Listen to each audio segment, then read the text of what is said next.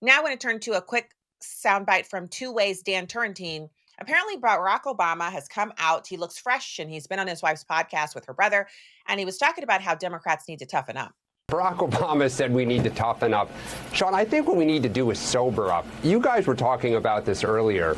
After the last election, the two things everyone said Democrats needed to do was, one, get over Trump derangement syndrome, and two, moderate on social issues and things like immigration. But what have we done? Anytime any member tries to do it, the base screams. And so you're right. The party right now is petrified. Yeah, the party is petrified from their own creation. The party has created a Frankenstein that's the radical, jackbooted thugs of the left.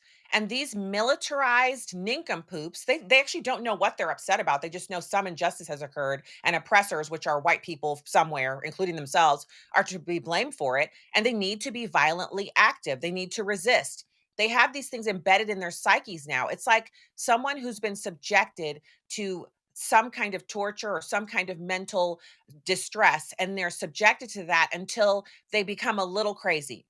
And then at that point, they have a decision to make. The fork in the road is, do I lean into the crazy or do I pull back and reassess? And one of the most difficult things to do as a human being, once we're moving, once we're energetically engaged in something, is to come to a full stop and say, I'm not sure if this is the right decision.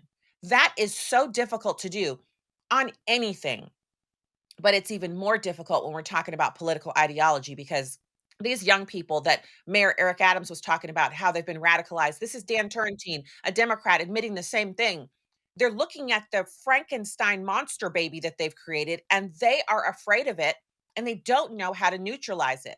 They don't know how to put a full stop in play and actually stop and assess whether or not the Democrats truly are these violent thugs. Dan Turrentine sounding the alarm. So is Mayor Eric Adams. At least that's good to see. It's a step. For full shows, live and on demand, it's Salem News Channel.